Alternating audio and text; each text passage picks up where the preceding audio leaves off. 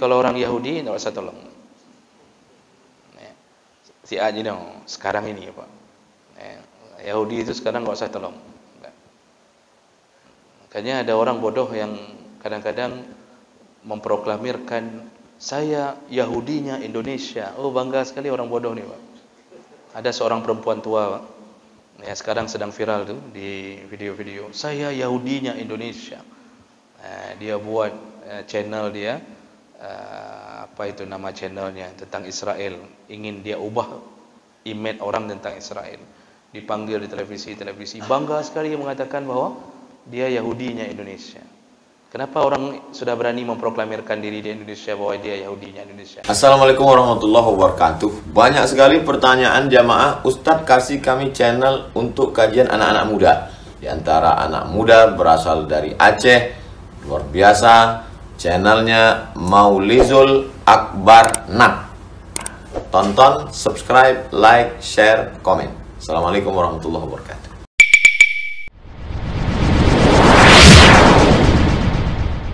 وبركاته. إن الحمد لله نستعينه ونستغفره ونعوذ به من شرور أنفسنا ومن سيئات أعمالنا من يهده الله فلا مضل له ومن يضلل فلا هادي له أشهد أن لا إله إلا الله وحده لا شريك له وأشهد أن محمدا عبده ورسوله الكريم اللهم صل وسلم على نبينا وسيدنا المصطفى محمد وعلى آله وأصحابه أجمعين أما بعد رب اشرح لي صدري ويسر لي أمري واحلل عقدة من لساني يفقهوا قولي. Segala puji bagi Allah, kemudian salawat dan salam pada Rasulullah, pada keluarga dan seluruh sahabat-sahabatnya. Ya Allah muliakan bapak-bapak dan ibu-ibu jamaah salat maghrib dan Isya insyaAllah. Dan semoga Allah membalas kehadiran kita dengan pahala yang berlimpah insyaAllah. Bapak ibu yang Allah muliakan, kita masih membahas tentang adab ketika berada di jalan, dan kita sudah bahas beberapa adab ketika orang melakukan majlis atau duduk-duduk di samping-samping jalan. Dan di antara yang sudah kita bahas adalah seseorang ketika berada di samping jalan, maka hendaknya dia menahan pandangan matanya, menundukkan pandangan matanya, kemudian hendaknya dia menahan agar tidak memberi mudarat pada orang dengan kehadirannya di samping jalan. Artinya jangan sampai kita mengganggu orang lain, baik lisan kita, tangan kita, atau bahkan kenderaan kita. Yang dimaksud tentu jangan parkir yang menyebabkan orang sampai macet, tidak bisa jalan. Ini ada orang-orang yang tidak pernah mengaji, tidak faham adab dalam agamanya sendiri. Bahkan ketika jalan sempit pun dia pakai mobil, lalu dia parkir hampir separuh badan jalan, sehingga orang di belakang kadang-kadang sampai macet. Ini sebenarnya tidak beradab selama masih bisa dia pinggirkan ke samping-samping jalan. Kemudian wajib menjawab salam. Kalau siap duduk samping jalan, wajib menjawab salam. Tidak boleh bosan-bosannya menjawab salam. Kemudian melakukan amar ma'ruf dan nahi mungkar. Kalau sudah berani duduk di samping jalan, maka semua kebaikan itu wajib kita sampaikan, dan kemungkaran wajib kita cegah. Seandainya kemungkaran itu lewat di depan mata dan tidak kita cegah, maka itu menjadi salah satu dosa bagi kita. Jadi ini yang sudah kita bahas. Baik, kita lanjutkan berikutnya. Ada berikutnya yaitu hidayatus sabil anit tariq. Bagi mereka yang berada di samping jalan, maka hendaknya mereka bersedia dan selalu siap sedia untuk memberi petunjuk jalan bagi mereka yang menanyakan arah jalan. Mereka yang tidak tahu jalan, yang tersesat, dan mereka kemudian melihat kerumunan orang di samping jalan, atau mungkin kita berada di samping jalan saat itu, atau kita punya toko samping jalan, lalu orang turun untuk menanyakan jalan, maka wajib bagi kita menunjukinya. Tidak boleh acuh tidak acuh dan tidak boleh membohonginya. Nabi sallallahu alaihi wasallam yang mengatakan masalah ini. Jadi dalam hadis riwayat Ahmad, Tirmizi dengan derajat yang hasan, Rasulullah sallallahu alaihi wasallam mengatakan, in abaitum illa an tajlisu, kalau seandainya engkau terpaksa atau sudah terbiasa duduk-duduk di samping jalan, maka fahdu as-sabil.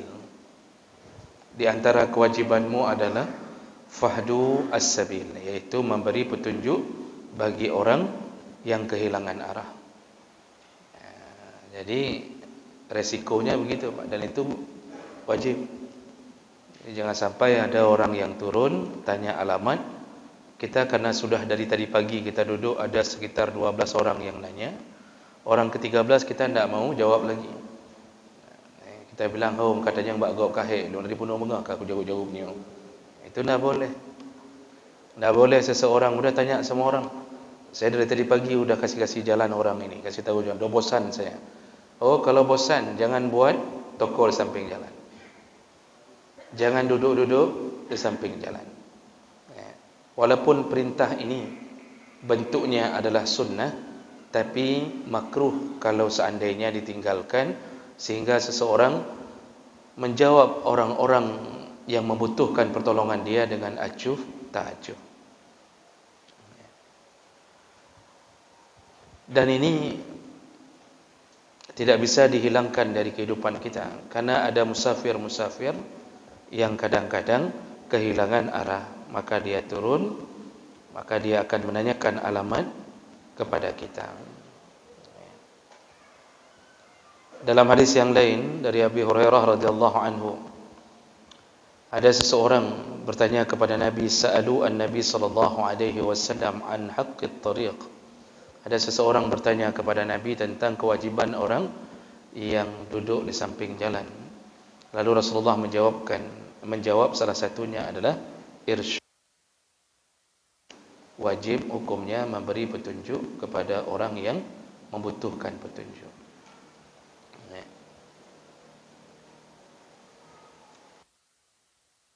Hurairah juga, Rasulullah sallallahu alaihi wasallam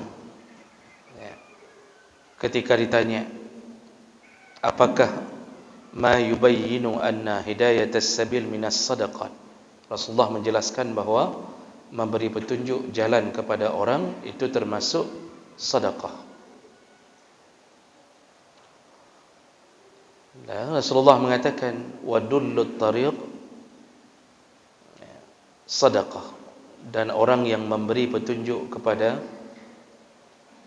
orang yang membutuhkan pertolongan untuk mengetahui arah jalan itu termasuk sedekah. Jadi pahalanya pahala sedekah.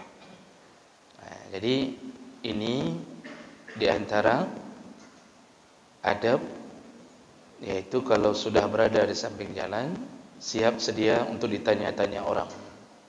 tanya di mana rumah fulan. Kita tidak boleh, karena sudah kesal terus-terusan ditanya, tidak boleh berbohong dan tidak boleh merencanakan untuk menyesatkan orang. Sehingga kadang-kadang ketika ditanya orang, di mana rumah fulan, lalu kita jawab, jalan lagi ke depan sekitar 1 kilo lagi, terus belok kiri, nanti setelah itu belok kanan 2 kali, lalu kemudian di situ turun, tanya, di situ ada pos ronda. Bukan rumah orang ditunjuk, disuruh tanya sama pos ronda, di situ tanya lagi. Padahal kita tahu di mana rumahnya, itu tidak boleh. Kalau mau mengantarkannya, malah itu subhanallah, itu amalan yang luar biasa baik. Jadi kalau ada orang yang membutuhkan, saya nak tahu, dah keliling-keliling di kampung ini 2-3 kali, nak tahu di mana jalan yang dimaksud. Lalu kita mengatakan, ya sudah, tidak apa-apa, saya antar. Lalu diantarkannya maksudnya diiringi sampai dia tahu. Itu sudah termasuk amalan yang terbaik yang Nabi sebutkan, yaitu menolong orang yang sedang kesulitan. Karena Nabi ketika ditanya amalan apa yang terbaik, amalan apa yang paling dicintai Allah, ayul a'mal ahabbu ila Allah azza wa jalla, amalan apa yang paling dicintai Allah, salah satunya Nabi menjawab adalah takshifu anhu kurbah, engkau melepaskan kesusahan atau kesulitan orang lain. Dia sudah susah itu, leher muwek-wek dalam kampung, dah 3 kali dia keliling-keliling, tak tahu mana alamat. Lalu siap sedia kita mengantarkannya. Ini adalah amalan terbaik. Dan kita kadang-kadang menganggap remeh amalan seperti ini. Kita mengatakan ke orang, alah malaslah kita hantar, alah nanti dia cari sendiri itu. Padahal dia sudah berkeringat, tak tahu di mana dari tadi alamatnya. Rasulullah sallallahu alaihi wasallam berpesan, la tahtaqiranna minal ma'rufi syai'an. Jangan engkau menganggap remeh amal baikmu walaupun sedikit. Maksudnya, jangan sampai engkau tidak mau melakukan amal yang kecil-kecil. Jangan engkau anggap remeh amalmu yang kecil-kecil, yang sedikit. Walau an talqa akhaka biwajhin taliq. Bahkan Nabi mengatakan, Allah itu menghargai amal kita walaupun hanya dengan mengembangkan senyuman atau membuat wajah kita ceria ketika orang lain datang. Membuat wajah berubah saja, Pak, menjadi ceria gara-gara kita sambut orang, ternyata dicatat oleh Allah. Ini Nabi yang mengatakannya. Senyuman, apa susahnya senyum? Tinggal sungging bibir saja sedikit, sudah pahala. Orang lain ketika bertemu kita wajah kita dalam keadaan sedang susah. Orang itu bertemunya tanggal-tanggal 29. Kalau tanggal 1 kan biasanya kita wajah berubah. Ini tanggal 29 dia datang, wajah kita sedang susah. Tapi karena kita sudah terbiasa beramal saleh sesama mukmin, begitu dia bertemu kita, langsung wajah kita senyum. Wajah kita buat-buat menjadi tidak susah agar orang itu tidak merasa segan bertemu kita. Ini seperti ini saja, subhanallah, dicatat Allah, kata Nabi, dicatat Allah. Karena nanti ada tipe-tipe orang kita tu, anda bisa senyum, tapi menyogeduk kedai kopi, gekak-kak biraya. Kalau sedang duduk di kedai kopi itu ketawa, masya Allah. Tapi ketemu orang, nak mensenyum, wajahnya mengkerop begitu, Pak, cemberut begitu. Dia tidak tahu kelebihan amal-amal yang kecil. Allah tidak peduli. Mau amal besar, mau amal kecil, itu surga, hak prerogatif Allah. Mengatakan engkau masuk surga karena suka tersenyum sama orang lain. Hak Allah, siapa mau protes? Adakah Nabi Muhammad berdiri, oh tidak boleh, masa senyum aja bisa masuk surga? Suka-suka Allah. Qul innal amra kullahu lillah.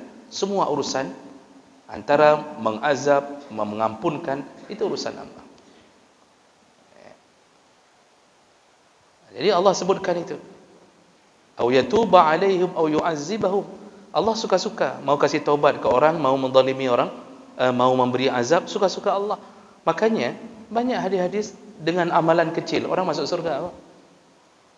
Surga milik Allah, yang buat Allah, yang persiapkan untuk mukmin Allah. Mau Allah buat tes suka-suka Allah, silakan.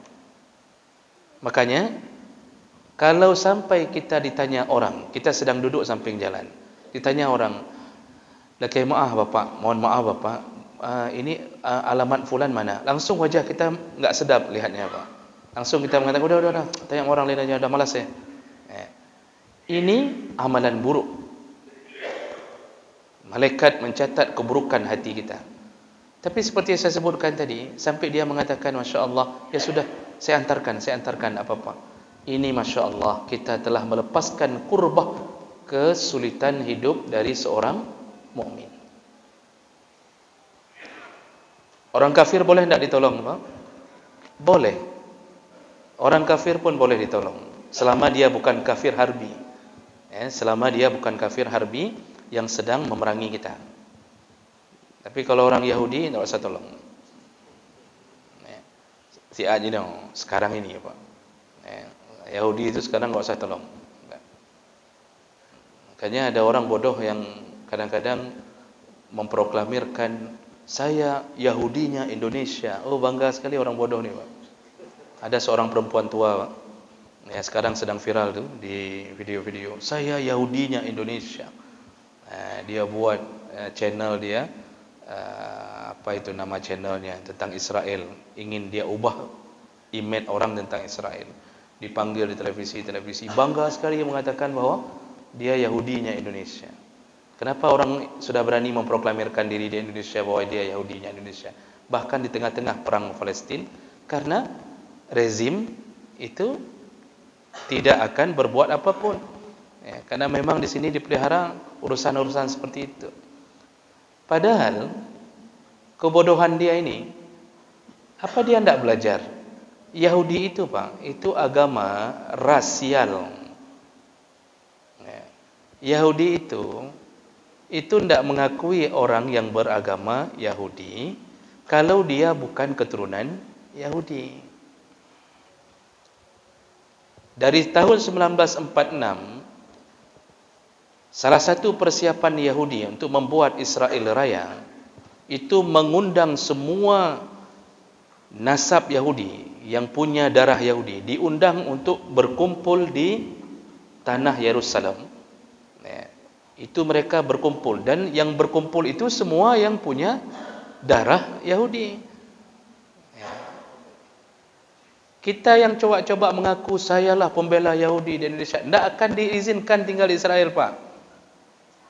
Selama engkau bukan darah Yahudi, tidak akan dianggap sama mereka. Makanya bodoh sekali orang-orang bela Yahudi sekarang ni. Itu ada Abu Duda, Abu Janda, Pak. Oh, bangga sekali itu bela Yahudi. Dia pikir dia akan dibangga-banggakan oleh Yahudi. Itu agama rasial. Dia melihat dari keturunan. Tidak ada darah Yahudi, jangan coba-coba bela Yahudi. Tidak akan dianggap oleh mereka. Tidak akan diangkat jadi kadis di Yahudi pun tidak dianggap, Pak. Jadi kepala dinas di Israel pun tidak dikasih itu. Kepala sekolah aja tidak dikasih kalau di sana itu, kalau bukan yang turunan Yahudi. Jadi ini kebodohan yang dibuat. Nah, mereka itu berkumpul di Yerusalem, diajak untuk semua datang. Sekarang sudah sekitar 7 jutaan orang tinggal di tanah Israel itu.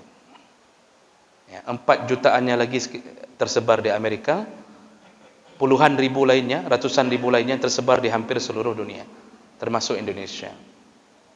Jadi 7 jutaan. Orang Aceh 4 juta, Pak. Mereka 7 jutaan. Cuma karena di belakangnya ada bapaknya Amerika, disitulah kesombongan mereka. Padahal cuma 7 jutaan, Pak. Kita suruh kencing orang Jawa saja semua tenggelam tu Israel, Pak. Tak usah kita kirimkan. Orang-orang Jawa kan banyak sekali, Pak. Di tanah Jawa ramai sekali kan. Kalau kita kan cuma 4 juta. Tak cukup pasukan. Itu saudara-saudara kita dari Jawa, kita suruh kencing saja ke Israel, itu tenggelam itu Israel, Pak. Nah, jadi perkara seperti ini dibolehkan menolong orang kafir selama dia bukan kafir harbi. Misal Cina tersesat. Karena nak berkata orang Aceh, Pak, kalau Cina tersesat ini ada misal Cina, Pak. Cina Kristen atau Buddha datang tanya, Tanya, boleh tahu enggak jalan kemana begini-begini? Dilihatnya Nyo Cina, Nyo aja kebut Nyo Cina, Nyo. Disesatkannya lagi, Pak, dibilang ke sana. Padahal ke sana itu, dia bilangnya ke sana, ke arah Yerusalem disuruhnya. Nah, padahal rumah yang dimaksud ke sana, itu dosa juga. Dari situlah buruknya citra Islam. Jangan kita fikir ketika kita membohongi orang kafir, menzalimi orang kafir, Allah senang kepada kita, enggak. Apalagi kafir itu bukan kafir harbi, kafir zimmi, kafir yang dilindungi karena dia tinggal dan tidak ganggu kita. Mereka tidak ganggu kita. Ini Cina-Cina semua mana ada ganggu kita. Terganggu sedikit waktu sore-sore, paha-paha ayam di mana-mana apa itu, di mana-mana tidak pakai jilbab itu terganggu sedikit. Yang urusan tidak diganggu apapun, nggak boleh kita mengganggu zimmi. Makanya Rasulullah mengatakan, barang siapa yang menzalimi zimmi, akulah musuhnya. Sampai Rasulullah mengatakan ke umatnya sendiri, yang mengganggu kafir zimmi, membunuhnya, menumpahkan darahnya tanpa dosa mereka, artinya mereka tidak melakukan apa-apa untuk kita, maka akulah musuhnya, kata Rasulullah. Jadi Rasulullah memusuhi umatnya sendiri yang mengganggu kafir zimmi. Islam ini begitu mulia, Pak. Ini agama yang toleransi sangat. Makanya kalau orang-orang kafir, orang-orang Cina tanya jalan, kasih tahu yang sebenarnya. Dari situlah mereka akan memunculkan sebuah paham bahwa ini sebenarnya agama yang benar. Orang Aceh itu baik-baik, ya, orang Aceh itu baik-baik karena agamanya. Itu pasti yang terbawa keluar. Maka coba lihat, Pak. Kita walaupun banyak pedagang sabu, pengedar sabu, banyak. Tetapi orang masih bisa jalan malam, Pak, tanpa terganggu keadaannya. Orang masih bisa pulang malam. Kalaupun terjadi begal, itu hanya sekali dalam beberapa kurun. Tidak sampai seperti kejadian di luar sana, tip-tip malam dibegal, tidak. Orang Aceh kita ini baik karena agama. Karena dari dulu kita menganut Islam. Maka walaupun kita punya tipikal keras, kita kan keras, Pak. Jadi Indonesia ini dari ujung ke ujung itu keras, Pak. Ya, di sini keras, di Papua keras, Sulawesi keras. Yang lembut-lembut itu yang di tengah-tengah itu. Nah, diapit sama yang keras-keras, Pak. Ya, tengah-tengahnya lembut-lembut, ya.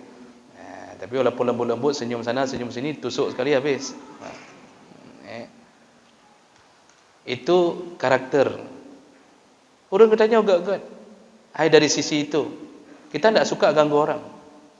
Tidak pun kita suka merampok orang. Satu dua ada, di mana-mana juga ada kalau masalah itu. Sama orang bilang, kita tidak boleh korupsi di kantor manapun, tidak boleh korupsi. Di kantor-kantor agama aja paling banyak korupsi. Ya.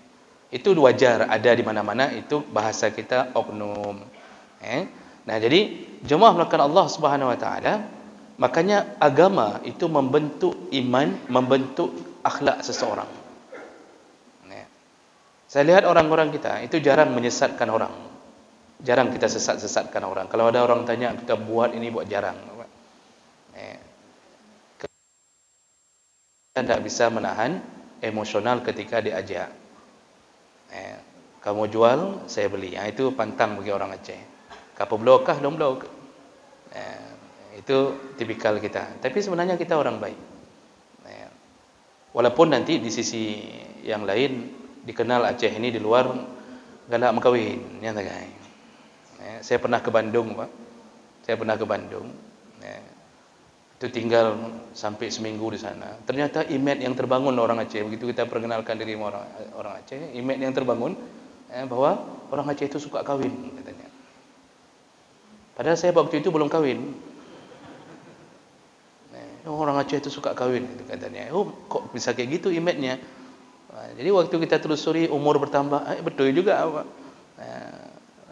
Tapi yang intinya, kita itu tidak jahat pada dasarnya. Yang membuat kita jahat itu ketika menjauh dari agama.